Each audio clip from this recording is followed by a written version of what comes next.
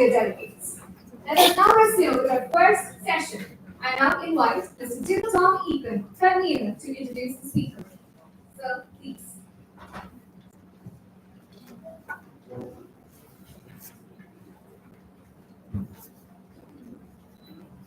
Welcome to the second session of the National Conference on Reimagining the Writer's Craft, exploring the intersection of literature, communication, and technology. It is my immense privilege to introduce Sri C. Gavidasan Nair, a distinguished luminary in journalism and political analysis, whose illustrious career spans nearly 40 decades. He embarked on his journalistic journey as a reporter with the Indian Express in Kochi, later joining the Hindu in 1988, where he ascended to the esteemed role of Kerala President Editor. Today he remains at home as executive editor of Sangama, a widely circulated weekly serving the diaspora in the United States and Canada. Additionally, he lends his editorial expertise to Swagat, a premium travel and hospitality magazine, and serves as consultant editor for Construction Philosophy, a monthly journal dedicated to engineering and structural design. Sri Ravidasan's contributions extend beyond newsrooms, as he has played pivotal roles in shaping journalistic standards. He has served with distinction as Vice Chairman of the Kerala Press Academy and as President of the Kerala Union of Working Journalists, reflecting his unwavering dedication to advancing the media community. We are truly honored to have your esteemed and insightful resource person, Sri C. Gurdas Nair, great supplementary.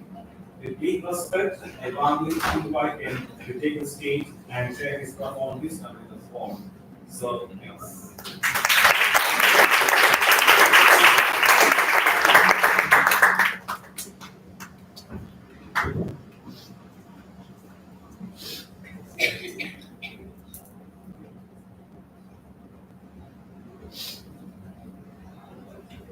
Thank you for having invited me over to this college and this campus and this department. It's without exaggeration, I would say it's a privilege. It's a privilege not only because you get to speak to young minds, as she mentioned, this audience. It's also a privilege to be part of a process that you have set in motion over here in Rajgiri. So that young minds that are here seeking knowledge, seeking insights, seeking deeper understanding of language, literature, and communication, and contribute in my any way to what we're trying to understand and take away from this place. Of course, we are not born as experts in anything. We are born as just bare-born individuals. We come with nothing, not even clothes. We come with little knowledge. But surprisingly, from the moment we see the first ray of light, surprisingly, from the moment we make the first cry, we get to engage with the world through language. Language that takes different forms of expression as we grow up in life. Language which travels with us to the last moment when silence takes over. So it's actually a journey from language to silence. And this journey from language to silence has, in human history, traversed through several phases of human articulation, of technological articulation, and also today in newer ways in which there are subversive manners in which language gets expressed. Language of anger, language of hatred, language of war, language of othering. We are living in a world where language, in a way, defines the different stations in our life. Whether you are a coolie, whether you are a teacher, a student, a bus driver, or whatever. Our concern over here in a college where English language and literature is taught is the manner, that the diverse, the myriad manner in which language is used as a tool for expression. I don't know whether you are in the course of your studies here, you will certainly be coming across great writers, great poets, great essays, great thinkers, great critics. We're just beginning, as I said. Some of you have already traveled some distance. And then you will possibly also reach the intersection where this great thinking, great writing, or greater writing gets transformed through the introduction, or the influence of new methods of articulation. In literature, we are familiar with new methods of articulation in terms of genres. Genres means, the different kinds of styles of writing, different styles of approach towards life and literature and artistic expression. And these genres in literature all over the world, all over the globe, shall we say, from the time immemorial, from the first tablets of the Bible, or to the Vedic hymns, or the Gregorian chants, from those days, the expression has taken on different forms and be important vehicles for communicating ideas. And these processes happening in different parts of the world has resulted in languages, diversity of languages. And the diversity of languages is such that it's almost like we are living in the midst of cacophony, where there are several noises happening at the same time. Are we born in a particular language context, or born in a particular language geography? We try to negotiate with the world through the language in which we are born, and the languages that we pick up on the way. English is not our primary language. Maybe some of you, maybe a few of you, maybe one or two of you may have been born in an English context. Not many of us, probably majority of us. We are either in an Indian language context, or we are born in some other language context, somewhere else, maybe in an Arabic language context, perhaps. But possibly, you all being, belonging to this stock of Malayalis, very likely that you are all born in Malayalam language. Some of the things I may have to tell you, none of this is one problem with teaching and learning in our country. I'm not saying about Kerala alone. In our country, not abroad, most places are in other countries, is that whatever the teacher says has to be treated as the final word. Sorry, no. The teacher is a learner. The teacher learns much more than you do, honestly. We are all of us, all my colleagues sitting here. We are learning a lot many things as we teach. We try to teach. We are not teaching you. We try to teach.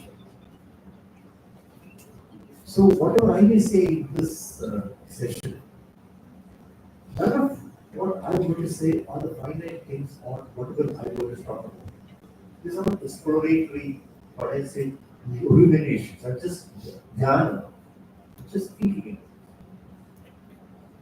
I believe You will also find, nowadays you have definitive statements, positions, and answers for everything that you confront. Other than that, you see. Then, as you grow up in life, not grow up in age, as you grow in life, you slowly begin to understand that, definitive answers are very hard. So, whatever I'm going to say here will also be in that sense. I will go into, I was telling, teacher,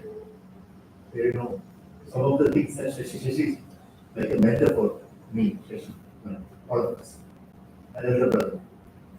Possibly because we share a lot, we have a lot in common, our particular perspective, our stance on society.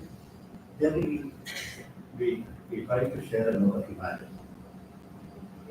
Therefore, so much of what I have to say will be a repetition of what Shashi has already said, or elaboration of what Shashi has already said.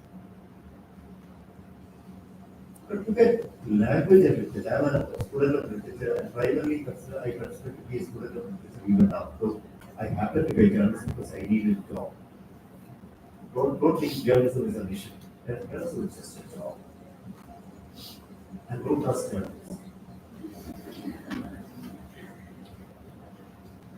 So when, as young people, I'll talk to technology, please. I'm not going to talk about technology for time. As young people who are starting out in English language and literature, I would request you to reject what Mr. Shashi Kumar told you a little earlier. Shashi Kumar said, spokenness, that's the word he used, I hope you all remember. Spokenness has overtaken the writtenness. And this word is not a word, please don't write it down.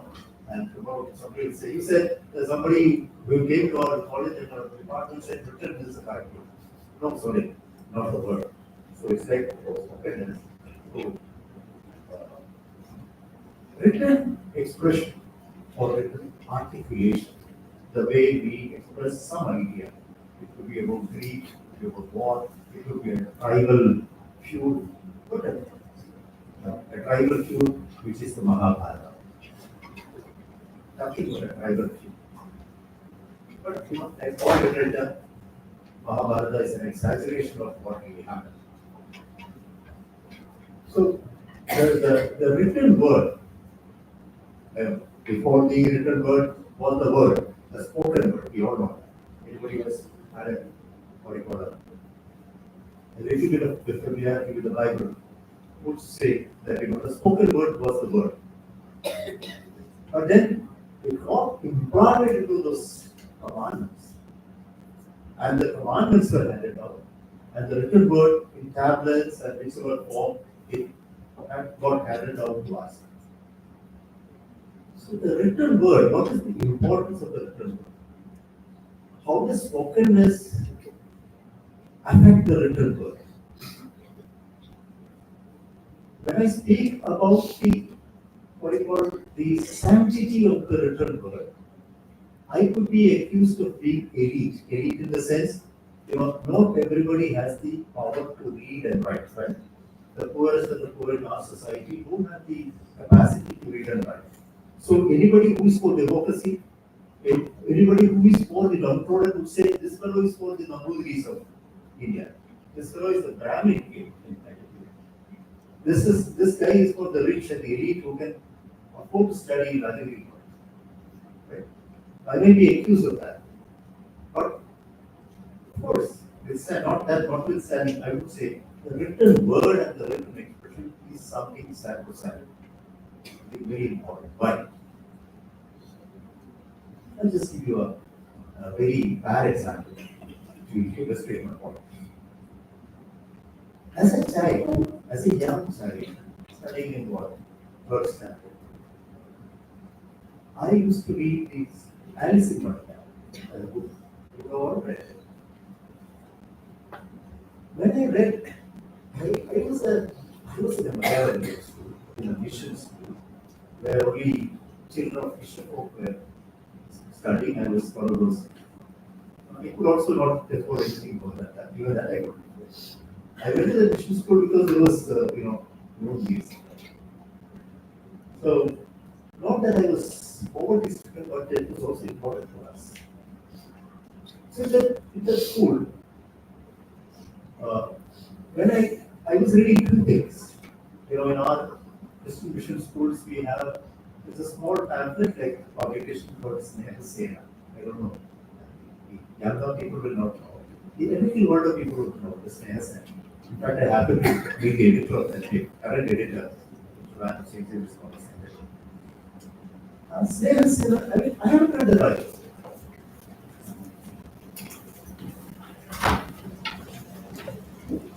I haven't read the Bible.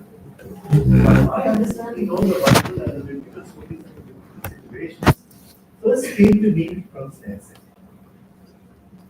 So when I said this at a camp for young priests in the St. James College 3 months time, they were also surprised. I said, this interesting situation not you on the mind.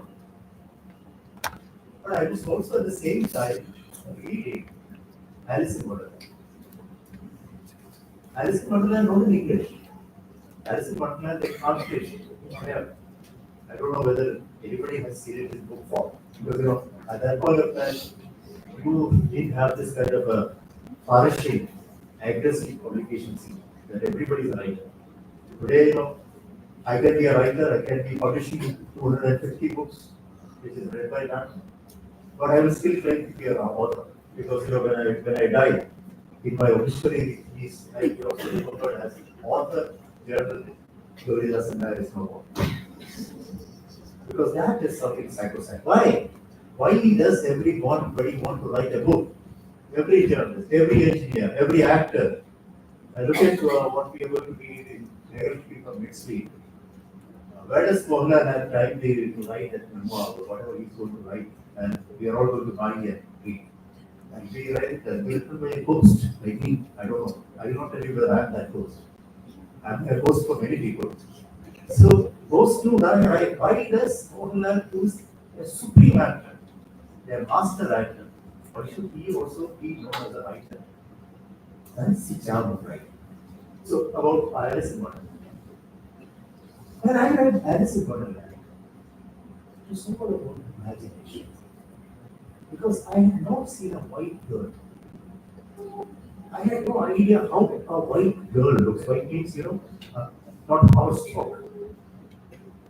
I had no idea about my classmates, Elizabeth, and all that, with,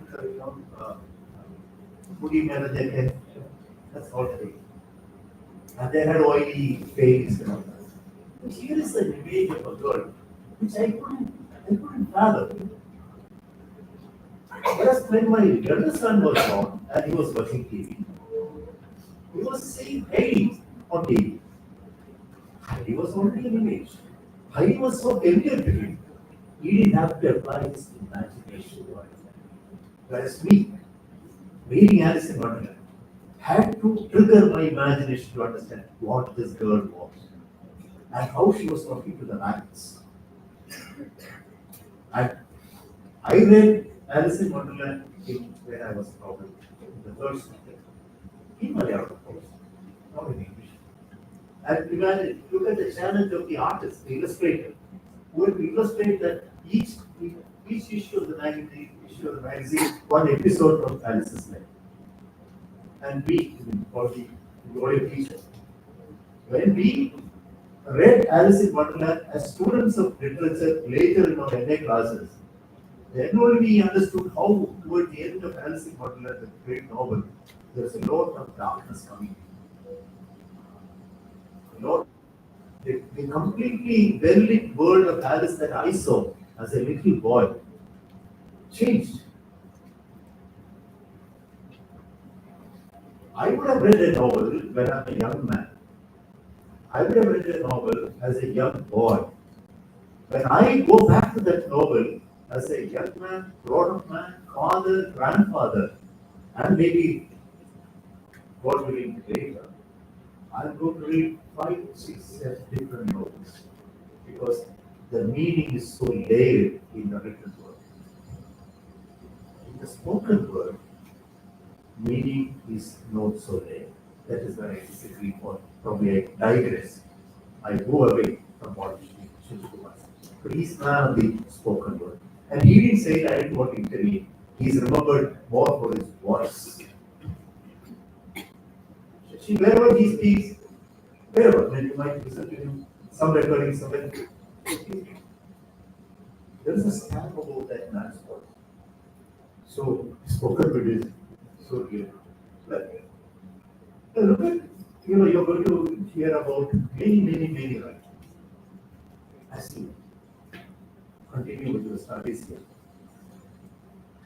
When I was studying for it, this is a big challenge, but I want you to do this because I could do it only when I was in my MA class. But I did it with diligence and I learned a lot. When I was in my MA class, when I was in my MA class, my teacher was a person called Dr. A. Ayappa. Dr. Ayappa is, you should, some of you would know, come across him if you are interested in Malayalam poetry. Ayappa is probably best voice Malayalam has, modern Malayalam which has produced. Ayappa is also the best philosophical, critical mind that English has produced. And several of the terms that you are going to hear about much later if you persist with literature were brought down to Kerala literally in book form by Dr. Panikkar when he returned from his postdoctorate at Yale University in 1981. So, structuralism, post-structuralism, textual, all those things, signifier, etc. Which went over at that point, or even today, I think it goes over most people say. I mean, it's just that people don't apply it. I get it. So, one thing that he came to the class only twice. He was teaching us for a paper called General Shakespeare. Shakespeare is a very difficult, he's a player, British player of the 15th century, 16th century. So he was teaching us General Shakespeare. Shakespeare has written something like 28 plays, 38 sonnets, and we don't know what else. And his plays were being produced constantly, regularly at a theatre called the Globe. The Globe was a permanent theatre in London. So what Dr. Panikkar told us when he came to our class just once, we were just about 19, 90 in the class, something like 4 boys and some 40 girls. He said, so tomorrow onwards, he's a very interesting man. So tomorrow onwards, you will start reading all the plays of Shakespeare. Look at this. I was a student of economics. I did read something here and there. I didn't know anything about literature, but then I thought I should be studying literature, so I studied this. There was somebody from commerce, from other zoology, So we were not so lucky as some of you to study the degree course in English language and literature. We just sauntered into the English class. So Dr. Pandit said, so tomorrow onwards, before breakfast, you must read one play by Shakespeare. It's like a doctor prescribing medicine. The very interesting man. The funny fellow, a very deeply philosophical person, but who will talk to you like an ordinary person of history, but he has so many meanings. I was not like today. I was a very studious student. So I went to the library, picked up in your library also you will have that big volume of character works of Shakespeare. It's very difficult to read it. Now I can't read it. It's Kuduna Kurugana or Guru letters. But then I sat and started reading. I think I covered about 23 days. I didn't finish, but I covered 20. So what else, of course, beyond me, basically because I'm no good at remembering points. I read them, then you have to paraphrase and I read all those nonsense you have to do. But that's for the examination. But these plays I read, this is what I'm going to tell you. I told you about reading Alice in Wonderland as a class 3 student and reading it again after my MA class, during my MA class, and discovering an entirely different novel. Here is me reading Shakespeare for the first time in a book form. We all have a small abridged version at the predicting level. So we think we know Shakespeare now. So I reading the real Shakespeare, the real text of Shakespeare. Initially I found it absolutely impossible to go beyond the first page. Because he's somewhere between him. English language was never the English language we know this today. And even today the language is, evolving. Taking, borrowing, assimilating a lot other languages, including our Malayalam, English, Arabic, and all that, Kerala and all that. I started reading it. The first day I found weird because it was the Middle English, modern English language. It's a transition thing, which is an intersection thing. So I tried hard. You know what I found? By the time, I'm like you. Where you are, that's where I was at that point of time. It's just that you're 3 years ahead to. When I reached something in the 22nd place, I found Shakespeare growing, flowering as a writer. You understand? I could see the tentative, sound unsure, as a young man writing plays, completely tentative, using all kinds of Latin. It's so difficult to read. But as we go from one play to the other, as he progresses as a writer, he's transparent. It is like looking into water and sunlight. കുളത്തിലേക്ക് തടാകത്തിലേക്ക് പൂർണ്ണ സൂര്യൻ കത്തി നിൽക്കുമ്പോൾ നോക്കിയാൽ നമുക്ക് അടിയിലെ മണല് കാണാം, ചടല് കാണാം. I could actually see into his writing. How? Shakespeare grew up as a writer, and I grew up as a reader. So there is, in reading and in the written word, there is a lot of growing up happening. And it is this growing up that ultimately makes us better human individuals.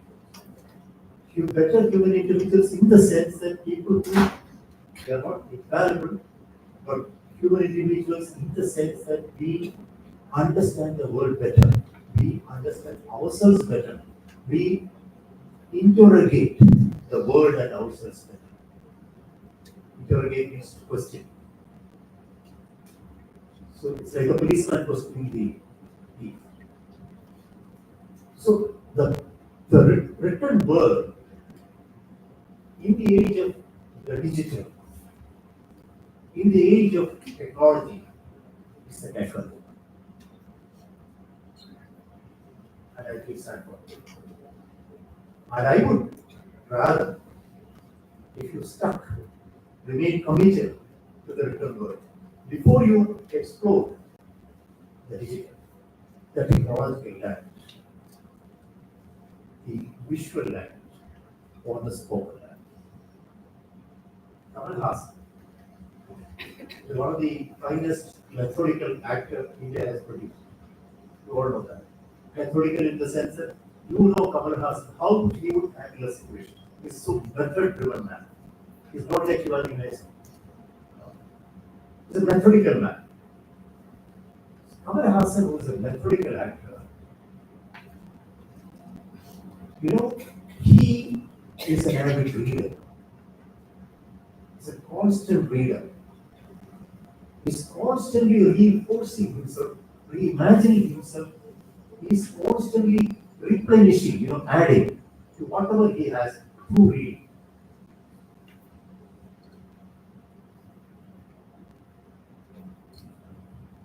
there is this Malayalam filmmaker. Priyadarshan. I was reading an interview by Priyadarshan not recent, interview about 3 years, 4 years back. Priyadarshan said, I am not able to think new things. Then the questioner, interviewer asked him why. And he says, I've stopped reading. Priyadarshan, who is a success as a filmmaker, who has given us some of those wonderful films. You know, don't think that all those populist box office hits are meaningless films. No, they also tell us something. Like for instance, recall that sequence where Mohanlal and this is the film called Chitam. Is it Mohanlal? Is it Priyadarshan? I don't know. I think Priyadarshan. You can recall Priyadarshan's Chitra. You would all recall, I don't know whether you all watched, this is what she said and where I agree with. Don't look at visuals as passive spectators. You must engage with visuals and you must engage with the spoken word as active participants, not consumers. So in that film, there is a particular sequence of song where, forget the heroine's name, the actor's name.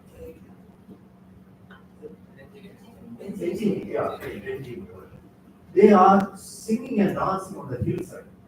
They, with the, as usual in Sahiba, something. Something that I found very interesting about Bollywood films and Malayalam films is that very often the girls who dance at the last row is more beautiful than the beautiful in the sense, quote unquote, today you cannot describe anybody as beautiful, everybody is everybody. But in that cinematic framework, or and and that's the interesting thing about that particular song sequence which I watched, which I found very, where I tried to find layered meaning in the visual, is in that song when this girl is wearing a colorful, I think she's wearing white. The background is green. Then the rest of them are wearing uniform color. There is one color top, red skirt, whatever one. But they are all the same. You get me? They are all the same. Only one girl is better than them, or stands out.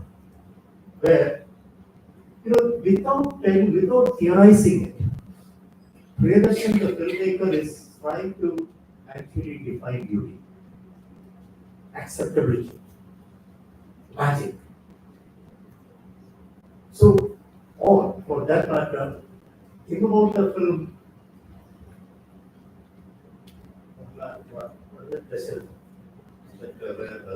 There's a final scene in Periyar where the elephant takes four pieces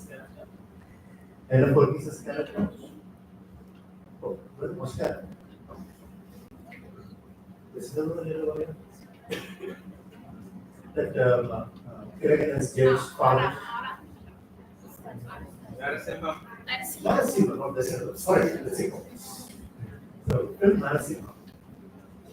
I don't know whether you agree on it. The spoken word and the visual language. How we need to read meanings and layered meanings in a visual is something that I'm trying to in the film Narasimha, the final sequence is of Mohanlal confronting the villain, who is N.F. Verghese.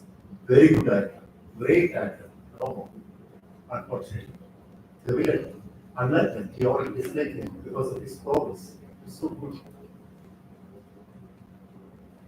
The last scene is when there is a backdrop. At the backdrop, you hear a chanting. Purna Brahma Narasimha. Purna Brahma Narasimha. And you see Mohanlal moving the back of his feet and trying to figure out. And at the same time, there is a montage of an elephant, moving it. And also the background, there is this typical calendar Narasimha image and all. It's all it is. Why is that image? Why is that sequence so important? As a passive viewer, you will be excited by the way evil is going to be defeated by good. No, you just want Mohanlal to beat him to power. Or English power, so beat him to power. So the thing is, what the sequence? Just to picturize that one sequence that with that much power, and punch, at least 8 lenses would have been used. 8 lenses. You know why? Because there is, please rewind, please recall, there is one particular visual of water, sprayed as he moves his feet. There is another visual of close-up of Mohanlal clenching his face, close-up. There is another visual of Ella Burgess in all fear facing the man. There is a mix of go back, go to YouTube, watch it again. Go to Chitra, watch it again. And try to understand the meaning. Read the film. Read.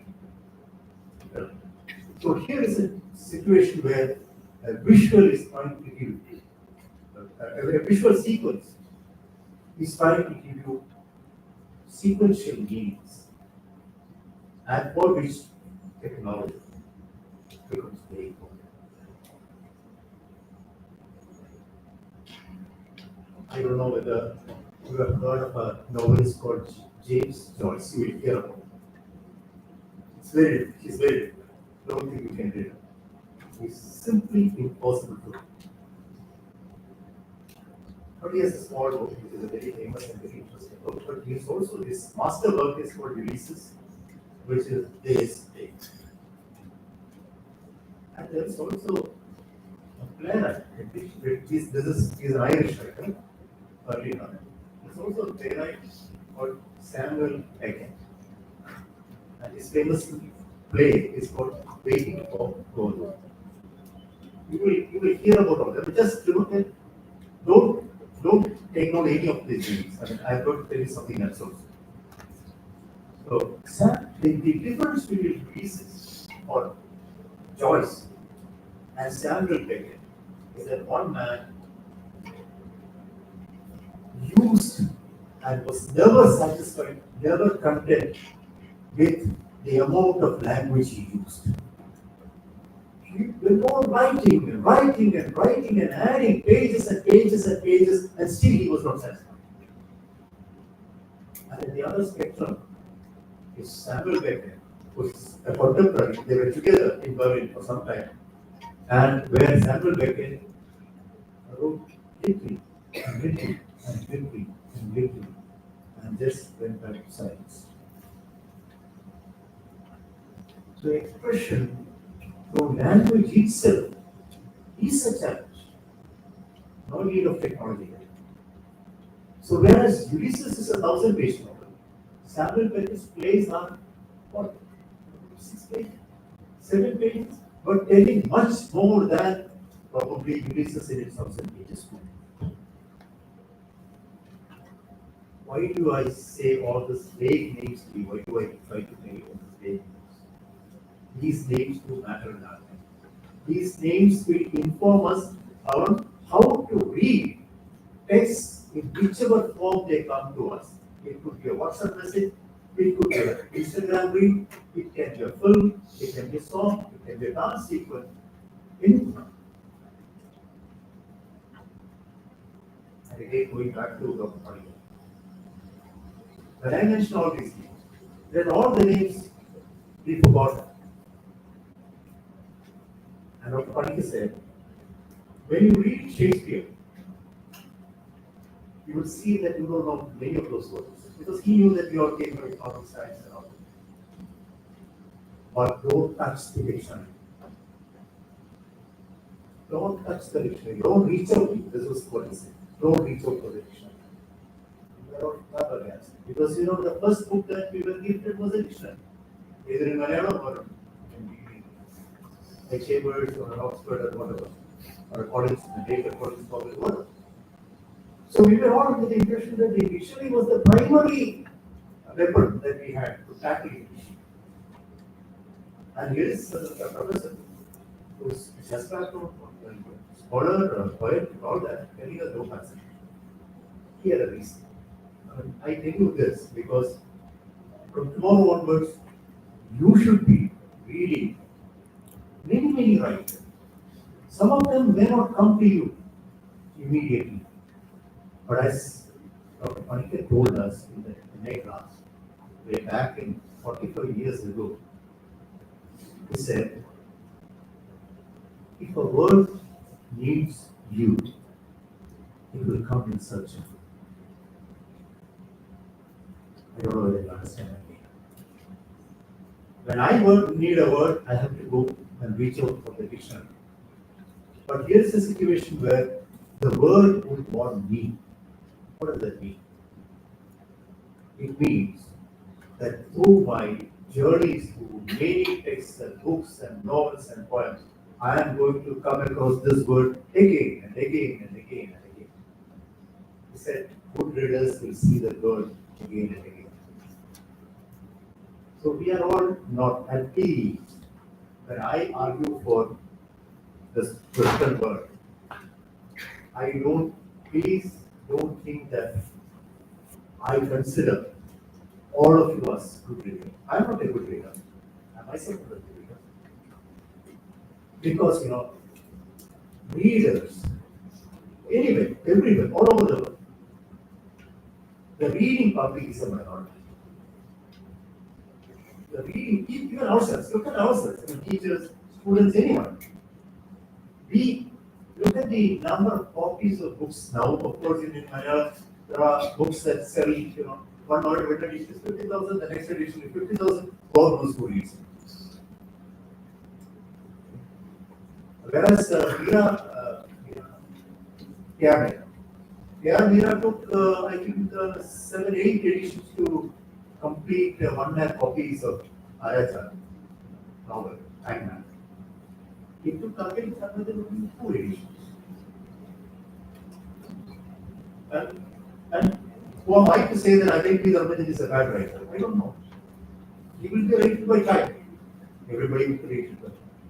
So my point is, when you might become a good reader, but then you are in a minority, still be in a minority. But if you are a speaker, if you are a listener to the spoken word and the what do you call it, the user of the literature, you are what you are going to learn in your English poetry class with a very inglorious multitude.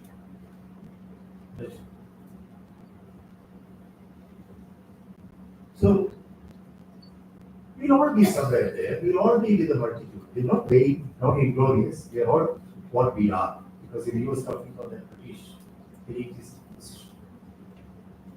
So, but my point is simple. Whether you want to understand the performance, theatre, play, a Kapasanam, which is no longer there, dance, or a film, or an instant Instagram video, you need to have a ruminating mind. Why? That is where I come to journalism, the digital tooling of journalism, how the face of journalism and writing in journalism has changed. Because whether you read Ulysses or Shakespeare or even all those, anyone, you're very likely to read a lot on your WhatsApp. You're very likely to listen to a lot on your Instagram. Very likely to, unfortunately, to a grandparent, grandfather insists on watching the TV and then TV and daily TV. You have to somewhere pass through and listen to a little bit of nonsense. Nonsense. And I use words very carefully. Because they don't create, they mostly create. That's all. So when we speak about the the intervention of technology in the creative space, I mean, with the literary space, it's a different ballgame. Because we know that we do hear about, partnership writing. And then, there are so many ways in which you can find books to read, Goodreads, Bookstagram. There are so many ways in which, the world will, the tech world will guide you to good reading. But mostly I have found this Goodreads to be complete nonsense because they take you to the worst of the tricks in terms of writing. How to become a success in the share market. That is the biggest book. How to catch sleep after waking and who's studying the body. These are the big information things that they give you. But there are also ways in which you have a Kindle, now everybody has a Kindle rather than a book.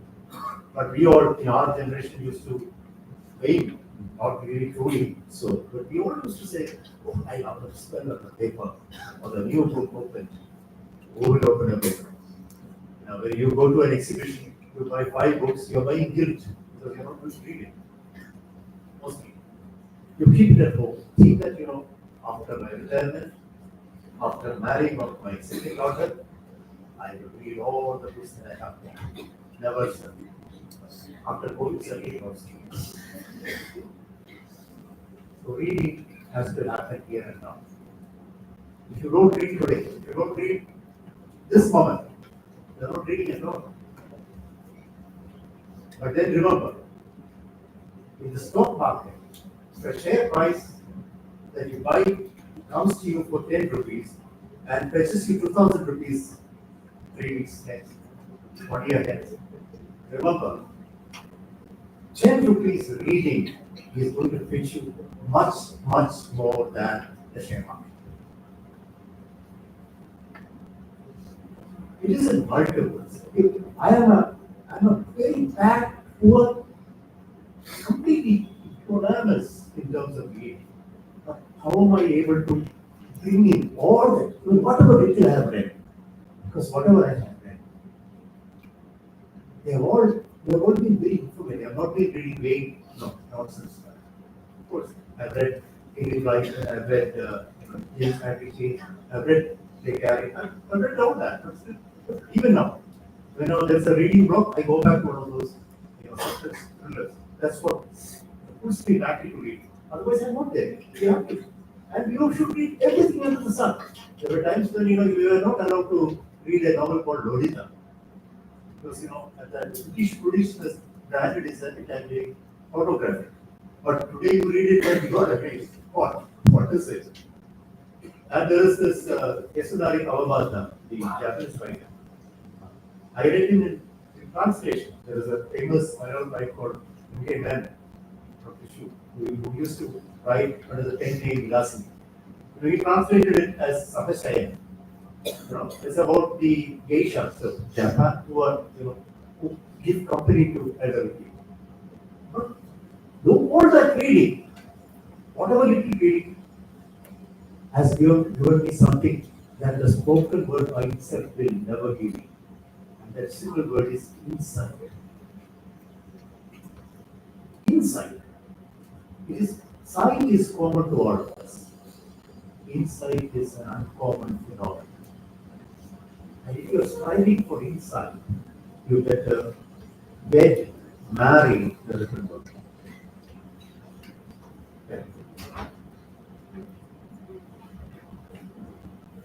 Coming to journalism. See, when I will speak from my personal experience, I'm not going to theorize anything. This is the problem. I was not going to take it early, but then I will go for the power that I was. So, anyway, when I started out as a journalist in 1985, Shashi started out as a journalist, not as a writing journalist. He started out as a speaking commentator, news reader. This is a contrast. I started out as a writer. So, When you write, start out as a writer. I don't know, I mean, none of you would have written a letter. Has any one of you sitting at the back? Has any one of you written a letter on an England or a postcard? Oh, great. You have? Wonderful. Tell me about that. From your experience. I was in the hostel during my 12th grade and we were not allowed to make phone calls. Yeah. So we used to write letters every Sunday. And parents will write letters back. And I we used was about to ask you. To whom will you- That's only way we communicate with our parents. Okay, I get you. So, it's about the technology of writing. My point is the technology of writing. When you write a letter, maybe to the principal or the head of the department. Madam, I hope you are also in the well. She's already, because teaching you people should be already, my God, and asking for her. Anyway, so when you write a letter, even on poems, you have to think in terms of full ideas. You get Appa. ഞാൻ ഇന്നലെ കോളേജിലെ നടന്ന മത്സരത്തിൽ ഒന്നാം സമ്മാനം നേടി. I have to think in sentences. Why? Otherwise I have to cut out and on the Indian there's only very little space. So it will not be strike, nothing. For the Papa will be hard, I very difficult to read what Dr. has written. So the thing is, when the technology of writing means with the hand, you have to think in terms of sentences. But then, so when I first joined Indian, I think my generation got into it. We all used to write with our hand. Writing is about we'll be writing reports, man killed devil, etc. That kind of huge news items, big ones. But then came we were not using any of those keyboards. The keyboard was a man, a person. He was using the teleprinter. So only he knew how to operate. So he will try to give it to me. After a while, within 6 months, our bosses told us, no, you have to stop writing, we are introducing typewriter. So the typewriter came, it was a technological leap.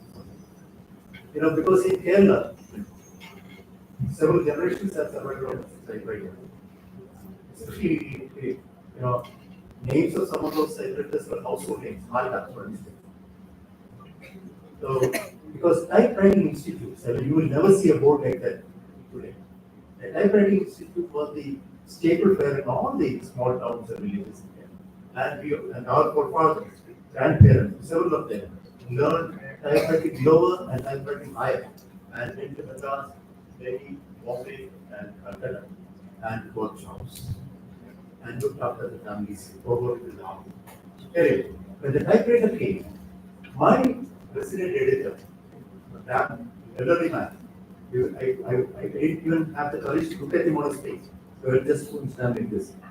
So that you're going to learn typewriting lower and pass the KGTE examination, the Kerala Government Technical Examination, and bring me the certificate.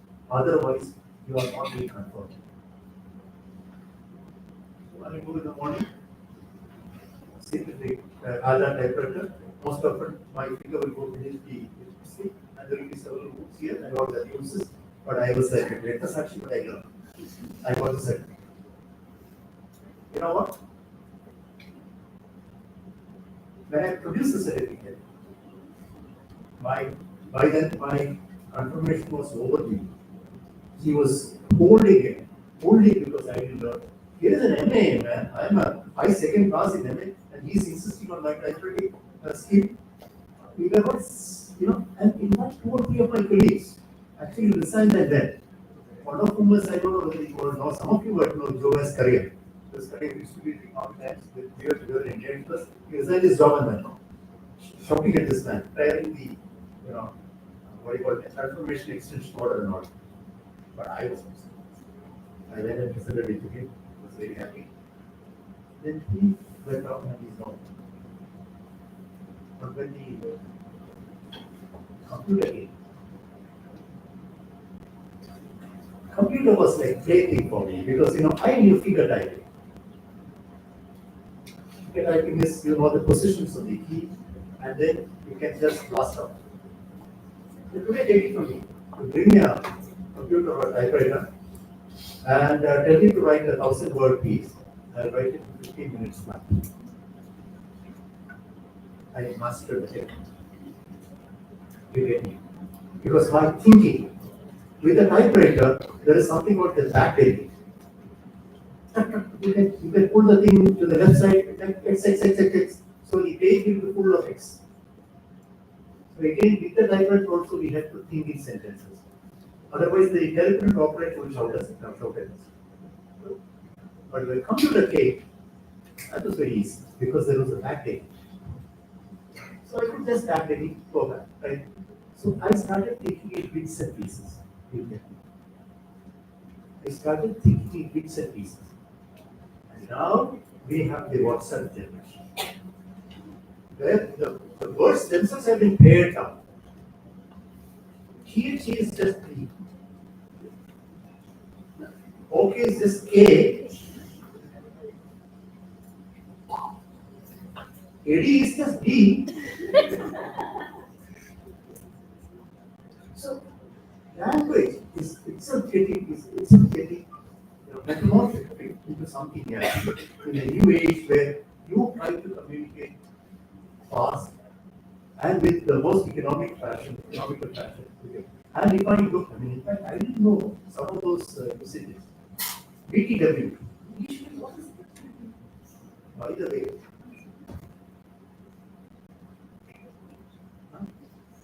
so I'm myself a learner. So I had to learn all this because the technology was changing the way in which language is speaking. So coming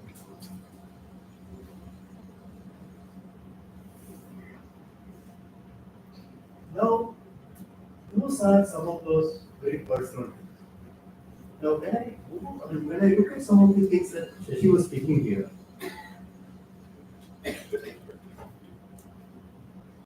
I think about the way I'm not an expert to talk about how creative writing is getting transformed by the new technology because not really address that issue.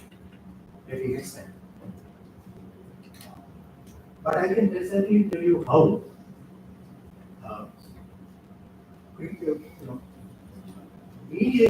media writing or mediated communication is changing. Some of which she elaborated so expertly.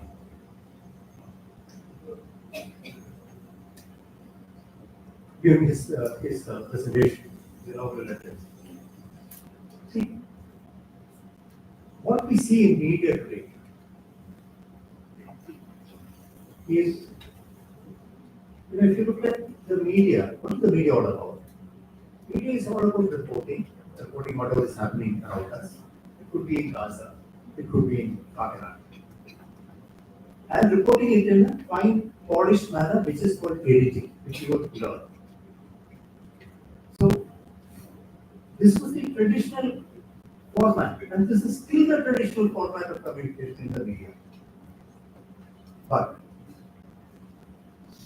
in the traditional media, Panoramas, the Hindus, the Indian Express, Times of India, and all that, this traditional format continued to retain its value. Where you will know clearly what you will learn this. There will be a point of view and one edge. If I will what, where, when, etc. Because those are the questions, primary questions that come to your mind. Any reader, anyway. Like, that kind of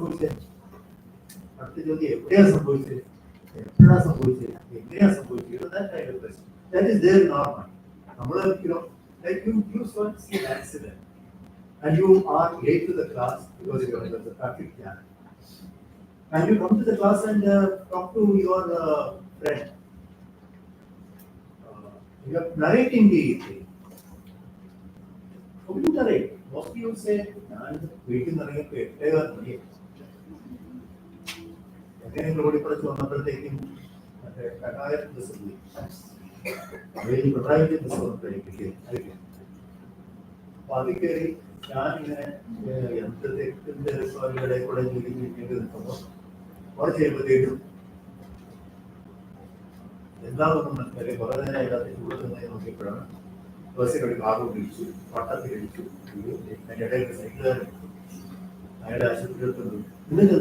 ഇതെന്താ bus അവിടെ അടുത്ത ബസ്സിൽ What is the chronology? What is the chronology of narration? The chronology of narration here is the chronology of the clock. 8:15 to 9:40. Because you are supposed to reach at 9:30. So 8:15 to 9:40 becomes the chronology of the clock. Whereas in the newspaper, there is no such chronology. Newspaper inverts it. Newspaper will talk to you, or the TV channel will talk to you in terms of the most important thing, that is the widest thing. 456 people are feared killed in the, what you call, Mutakai Churumala landslide. Mutakai Churumalile, Malay district, 286 പേർ മരിച്ചു. So there, the timing, the രാത്രി 1:30 മണിക്കാണ് തുടങ്ങാൻ. ഇന്ന് രാത്രി ഞാൻ കഴിഞ്ഞു പിടിച്ചിട്ടുണ്ട്. It begins from some other point. Now, where that is transmitted all over in the same format, that is called the inverted pyramid format, which you will learn later.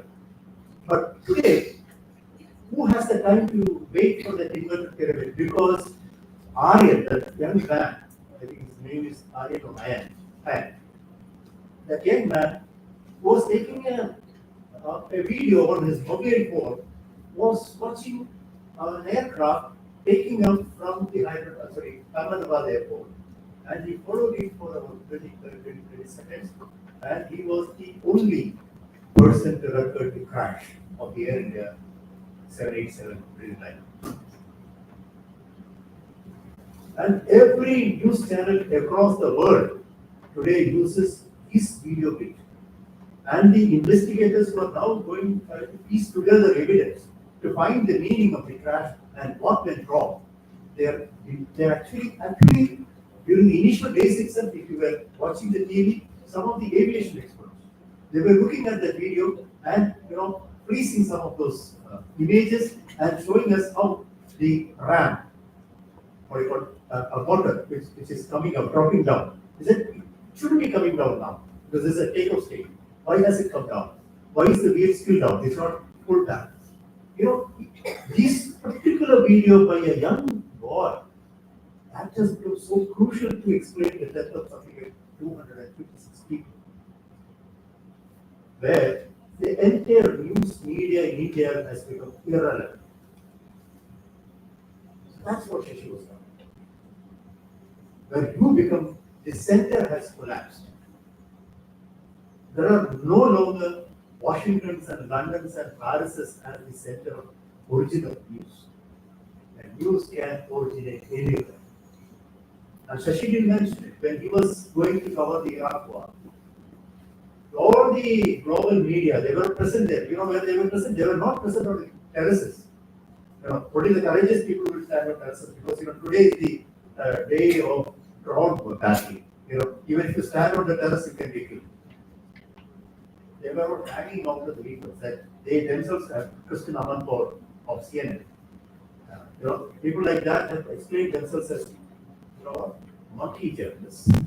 They were hanging out of the vehicles of the luxury hotels of these war zones and reporting from there. And they are called monkey journalists. Even today, after all this learning, after all this understanding. So basically, it is the man on the ground or the woman on the ground, somebody with the mobile phone on the ground, who's today the real journalist. So journalism is today something that has got completely reformed, not reformed. We will never get reformed. We will be back. We will continue to be back forever. So this kind of reforming of the journalistic practice has come up. But how has it come up? That is going on. See, today, journalism comes to you through platforms. Please don't no longer talk about news media outlets. We talk about media platforms. Platforms are today, I say, earlier we used to say the print media, the electronic media. Today I say the print platform, the electronic platform, the internet platform. Today everything is, as she once again mentioned, is converged. So the idea of the news has also got converged. So, and also, the convergence itself is taking new shape every day. And the convergence of news, the convergence of idea, the convergence of what you call ideology in terms of, sort of convergence, the platformization of ideology is very important. The problem with platforms, the problem with the social media, as we see, or at least that's what I see, others may have other points. The problem with this kind of citizen-centric platforms and social media journalism is that there is nobody at the gate. There is no watchman at the gate. No. When people come to our house, we have a dog. If he's a familiar person, somebody in the family, the dog won't bark. If it is somebody, they're unfamiliar, the dog will bark. So there were several barking dogs in the organization. They were the gatekeepers, the gate watchmen. The gatekeepers are no longer there. So everybody is her own master. So anybody can say anything about anybody and get away with it, especially in India. Other in other places, there are probably stronger, far stronger defamation laws than that. So when the technology, at least the technology, I'm not an anti-technology man, but is the technology presenting us with a robust, healthy media or not? It's a big question. In India particularly, not just in India, I work for an American minority. I find that mostly it is campaign. The narrow political agenda, for instance, today, one of the most important news items that I see on the social media and various platforms is about how the man who is contesting for the mayorship of New York, name is Sohail Mamdani. Sohail Mamdani is the daughter and son of Meera Nair, filmmaker, not an Nair like me, but a lesser Nair from Punjab. So, Meera Nair's son, Sohail Mamdani, had an intern, and the intern said, "Why are you people quiet about what is happening in Gaza? There is something wrong with you.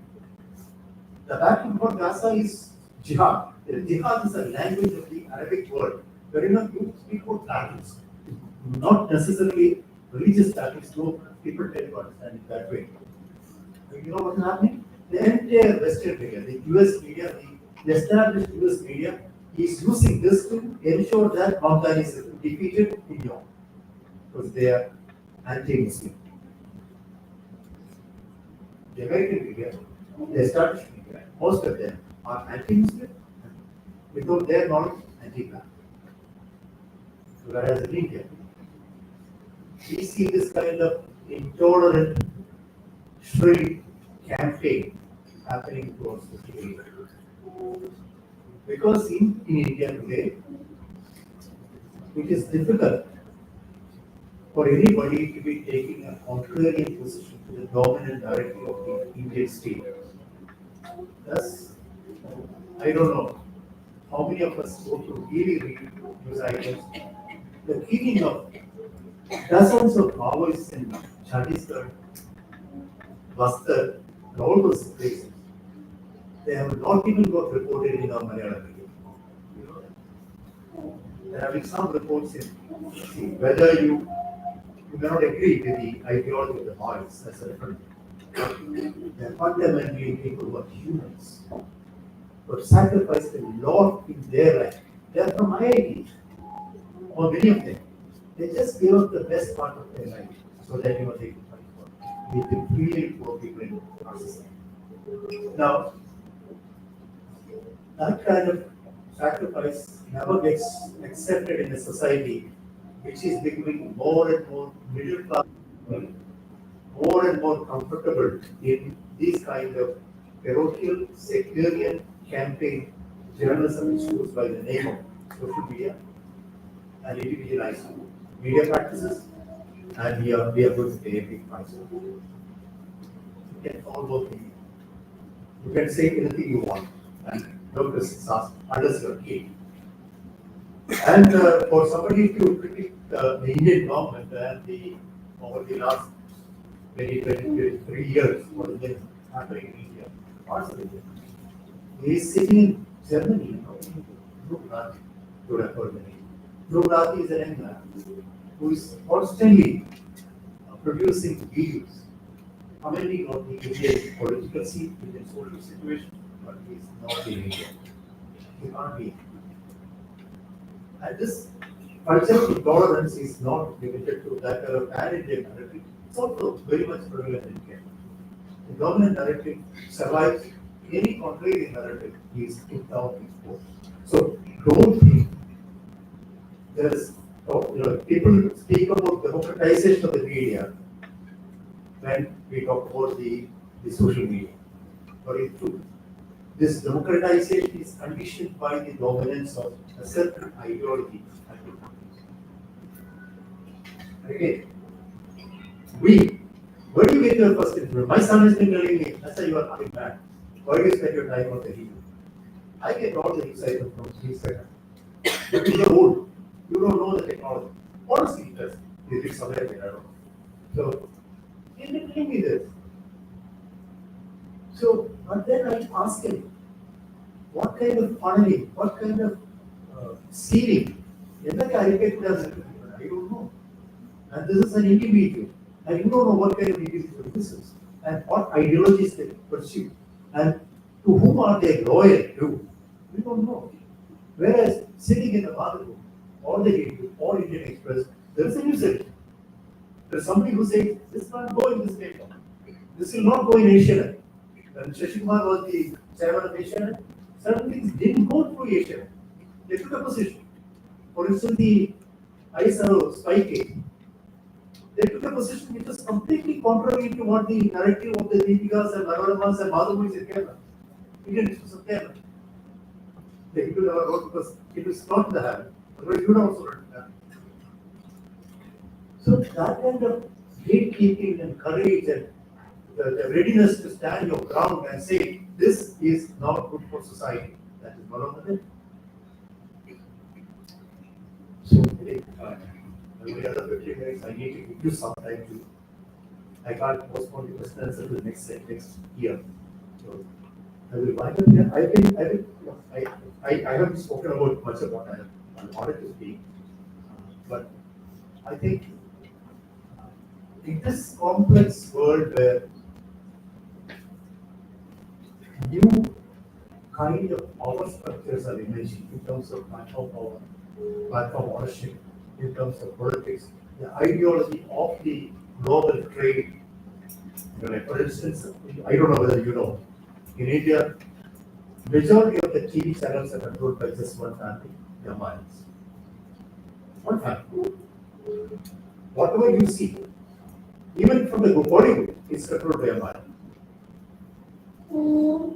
So, the dominance and the manner in which, there is a concentration of ownership on, a few people, that's very important. Secondly, I have tried ChatGPT. I interact with at least 5 large language models every day. I do ChatGPT, I do Gemini, I do Perplexity, I do DeepSeek, I do all this, I do also Day, I do everything, every day. Because I'm a trip man, I'm not a discarded society. I do many things. I'm a gig worker. The latest assignment I'm doing is something very interesting. I'm writing promotional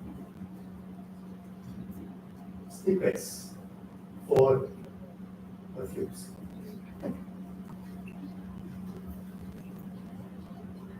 And how do you write?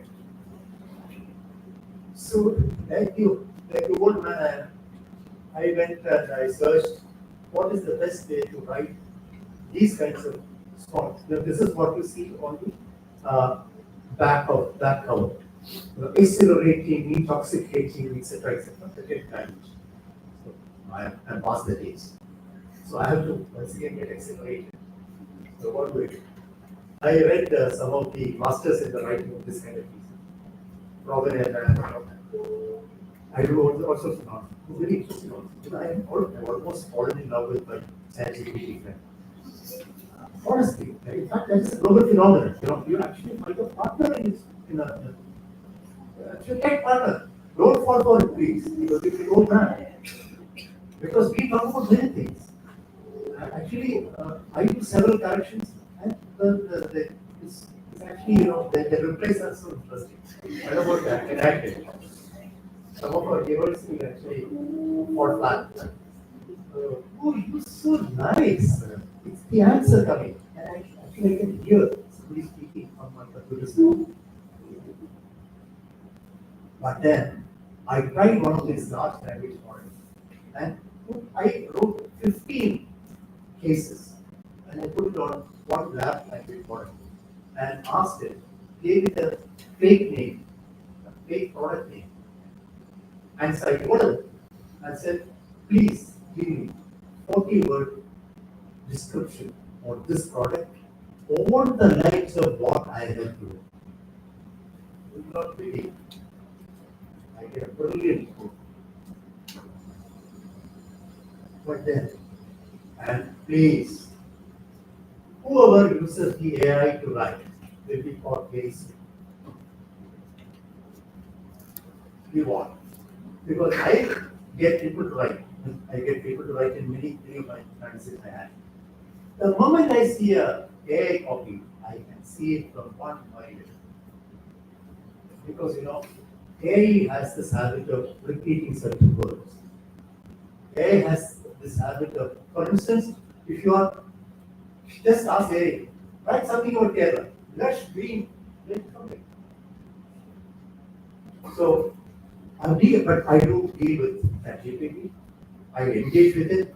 I try to engage with it creatively, not like giving up my responsibility, but taking the responsibility to be responsible and continue with mine. Because I have to worry about my intellectual capabilities atrophying, degenerating if I don't use it. For instance, I need a meaning. I will sit on it for hours. Because unless I find that meaning from my brain, I can easily get it from the computer. It will vanish, it will go from my brain.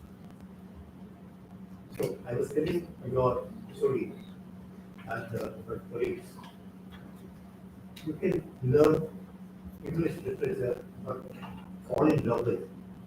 Fall in love with it. Because it's not going to harm you. One. Two. You have already committed yourself to a 3-year course on this language. And please remember, this course is not simply about literature. A more exciting word is language. Language is a wonderful word. Because literature is, of course, so what it has. You must learn to do different things with what you get. Like, you should be able to generate things that have not been thought about so far. You must be able to, because you should, there's a graphics design class going on there, post Krishnamajani company. If this seminar was not on, if your teachers were permitting you, you should have gone there. Sit there, listen. If there is a physics seminar happening, go there. Because you will find a new language of communication if you sit through a physics class. Because learning is not as, once again, I don't know whether that word registered with many of you. Learning does not happen in silos. Silos are big funnel-like things. It doesn't happen in silos. You need to look beyond what you learn. And that looking beyond will help you see through the games of the media, see through the games that the media play thanks to technology. Thank you. I'm open to questions.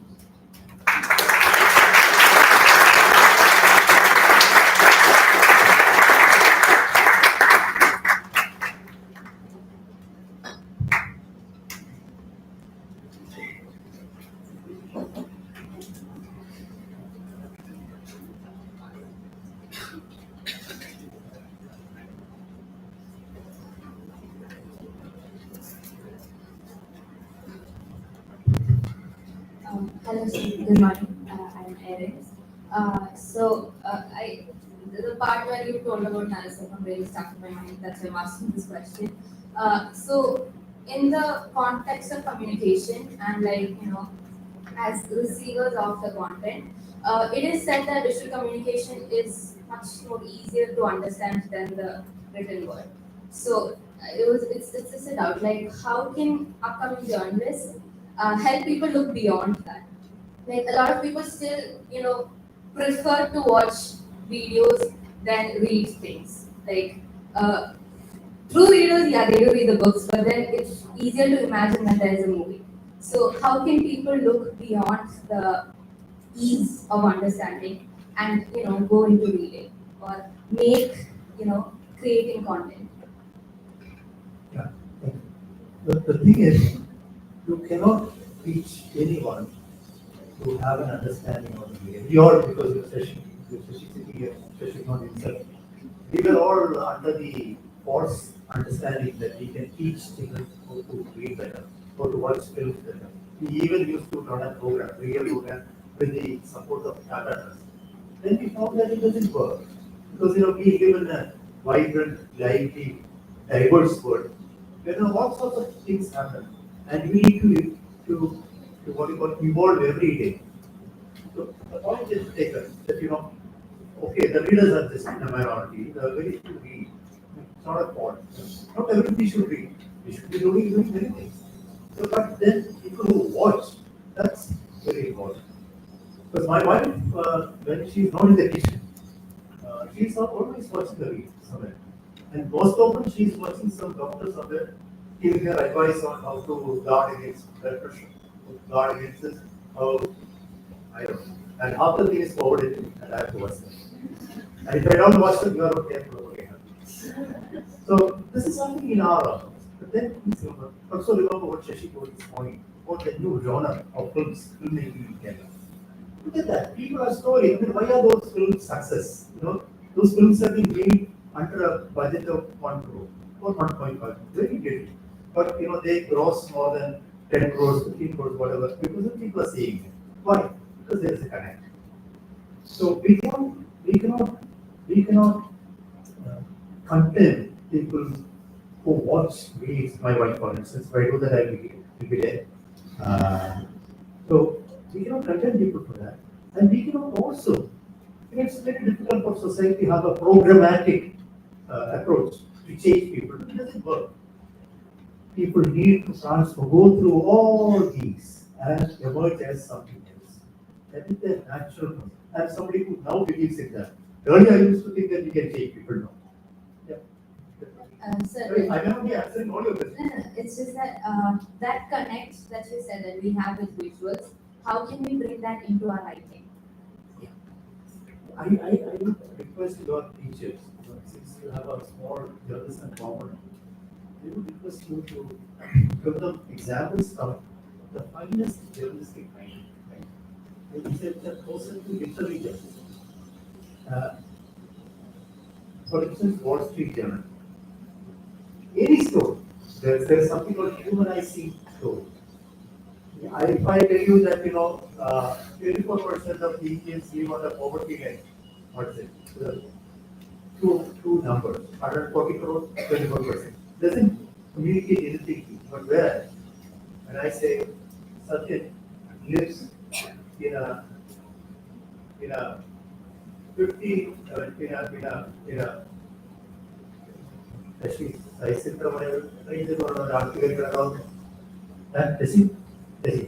ഒരാൾക്ക് കാണാവുന്ന മറ്റേ water പൈപ്പിന് എത്ര അയച്ചു വരും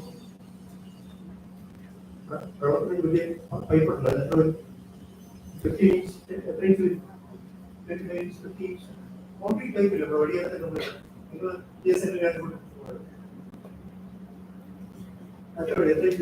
oh, you wonder, you do see big pipes.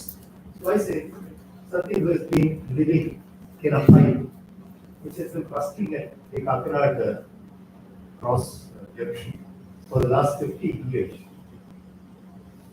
sees no hope for himself. It's a man. And you are speaking about a situation where there is no hope for somebody who has been living for years in a pipe with that roadside junction. And now you will go elaborating. You will say, why the 50-year point?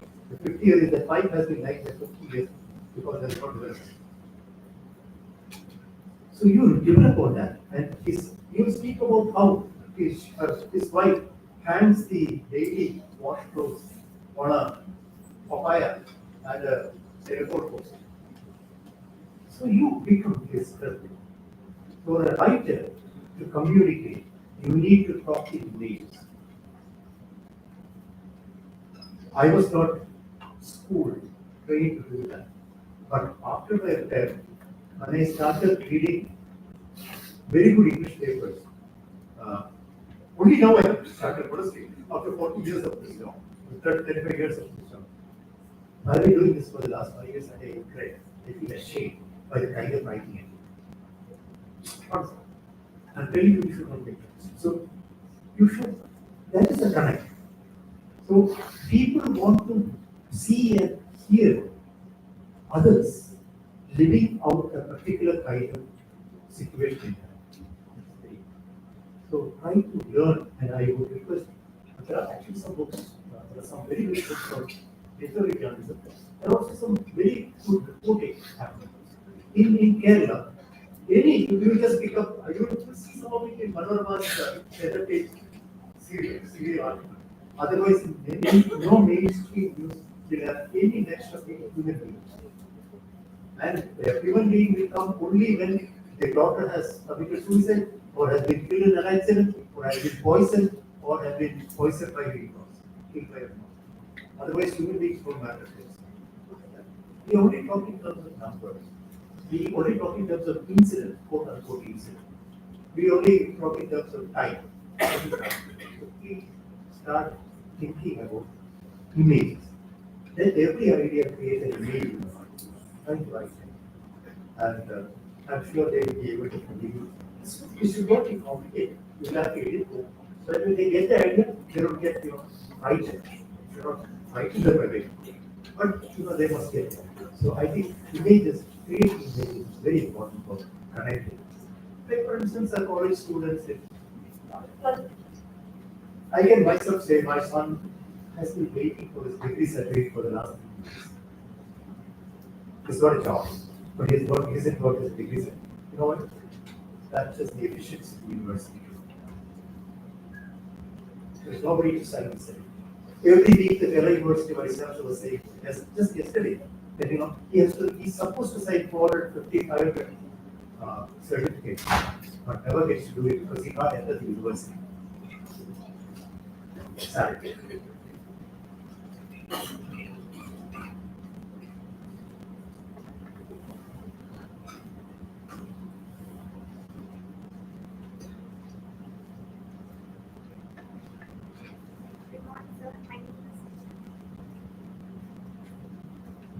Good morning, sir. My name is Hannah. My question is, how do you think social media is changing the way people talk about important issues? Thank you, sir. Yeah. Today, the primary source of information for people is the social media. Primary source for all of us. we don't get information from what you call the traditional media like the TV or the newspaper. Now, the traditional media is running after the social media to explain, to add value. And we were all taught to add value because the news is already out there. You let us write something more so that people will be interested in what you want to write. So that is the fact of life today. So we can't close our eyes to that reality. That reality is there. That's a given today. So there is no use thinking about it. So that's going on. But then the problem is, that's what I said at the end, because this social media can work only through platforms. And the platforms are controlled primarily by the government, owned by global corporations. So you might think that you're living in a free world. No, you're not living in a free world. It's a world conditioned by certain ideological positions, certain perspectives, certain positions of life and politics and economy. So nobody in Kerala would dare today talk against the regional international scene. Because everybody says there will be tens of thousands of jobs. Where are the jobs? Take it from me. When 10 years from now, we will not have 10,000 jobs. There will be 10,000 jobs lost. And probably the airport also lost. Right. Who will not take that? True. Nobody. That's unfashionable. That is the exact part of social media.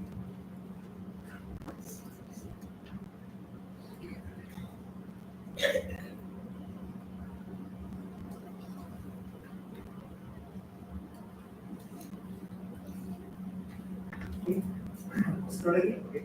Yeah, sure. And also, എനിക്കൊരു കാര്യം പറയാനുള്ളത് ഞാൻ 7ാം class Malayalam പഠിച്ചു. 8ാം class തൊട്ട് English പഠിച്ചിട്ടുള്ളൂ. ഈ 7ാം ക്ലാസ്സിന് 8ാം ക്ലാസ്സിൽ വന്നപ്പോഴത്തേക്ക് അത്ഭുതമായി ഞാൻ ഇവിടെ കൊച്ചിയിൽ ഗുജറാത്ത് സ്കൂളിലാണ് പഠിച്ചത്. കാരണം വേറെ സ്കൂളൊന്നും എടുക്കില്ല. അപ്പൊ അവിടെ വന്നപ്പോഴാണ് ഞാൻ ആദ്യമായിട്ട് അപ്പൊ ഞാൻ വിചാരിച്ചു ഗുജറാത്തി സ്കൂളാണ്. ഇവിടെ മലയാളം പറഞ്ഞ കാര്യമില്ല. അപ്പൊ ഞാനൊന്നും അവിടെ ഗുജറാത്തിലൊക്കെ കണ്ട മലയാളമാണ്. അത് വേറെ കാര്യം. ഞാൻ ഇംഗ്ലീഷ് സംസാരിക്കും. അപ്പോഴാണ് ഞാൻ ഈ നമ്മുടെ സിനിമാ ഭാഷയെ പറഞ്ഞ ചളിപ്പില്ല, ജാള്യതയില്ലാതെ ഇംഗ്ലീഷ് പറയാം. വളരെ this language has to be good.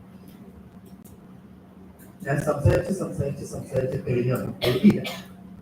എഴുതി പറയാം.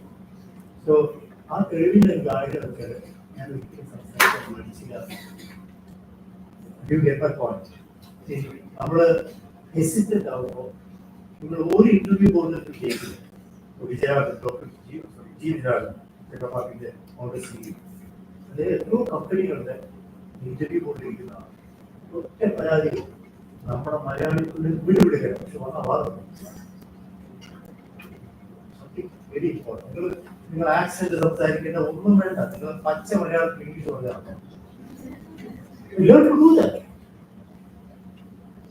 പച്ച മലയാളത്തിൽ ഇംഗ്ലീഷ് പറയാനുള്ള കഴിയുന്നുണ്ട്.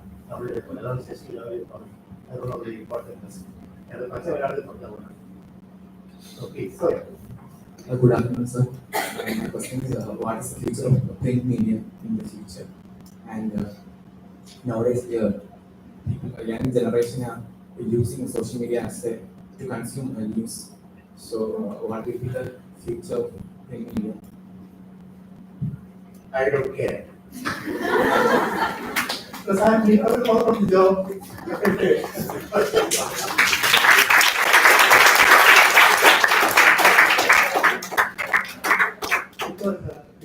I came to yesterday and here today, and we start tonight. I'm sure the Hindu newspaper at home will not be open. Nobody will touch it.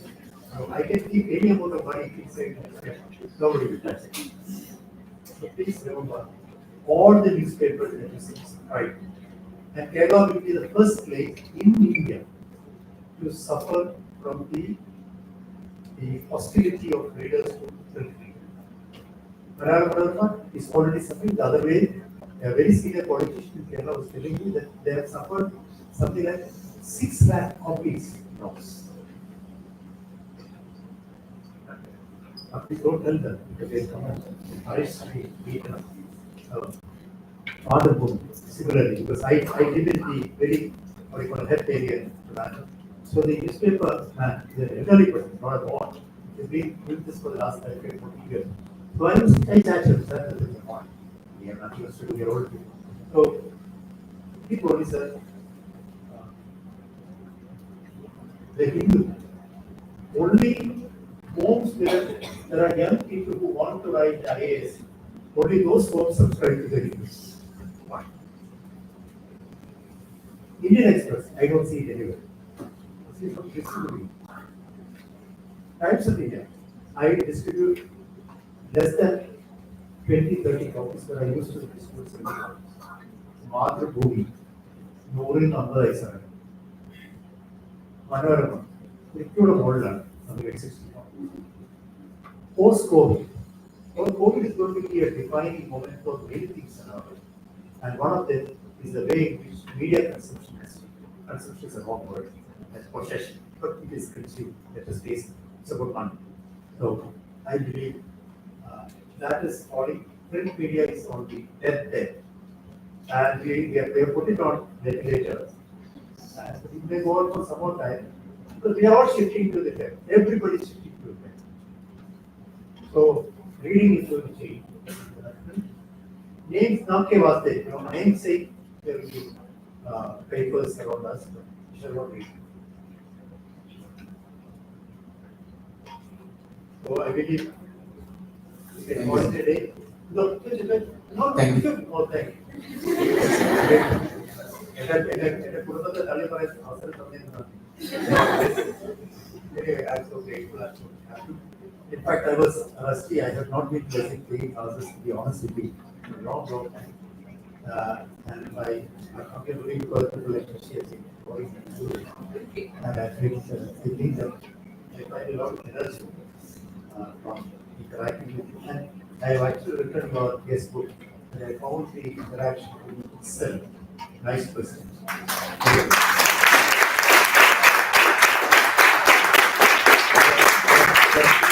But as you know, it's not about yours, my session, it's about Shashi's session.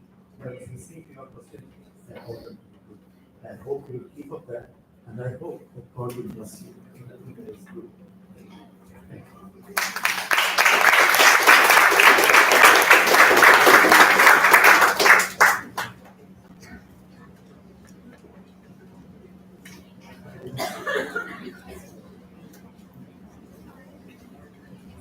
Thank you, sir, for those inspirational words. May I now request Nandana from the Department of English to share a word of gratitude.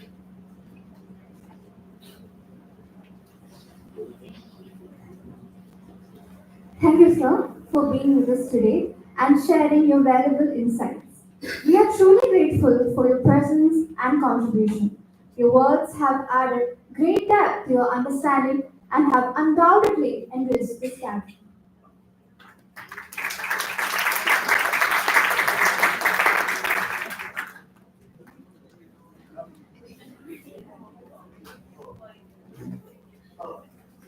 With that, we have come to the end of the first session. Your attention, please. It's now time for lunch break.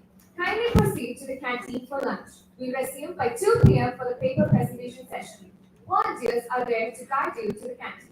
Participants are requested to proceed to their assigned venues after the lunch break. Please note that the paper presentation will be parallel held in the conference hall and the language lab located on the 5th floor. I repeat, we will resume by 2 p.m. for the paper presentation session. Volunteers are there to guide you to the canteen. Participants are requested to proceed to their assigned venues after the lunch break. Please note that the paper presentation will be parallel held in the conference hall and the language lab located on the 5th floor. Thank you.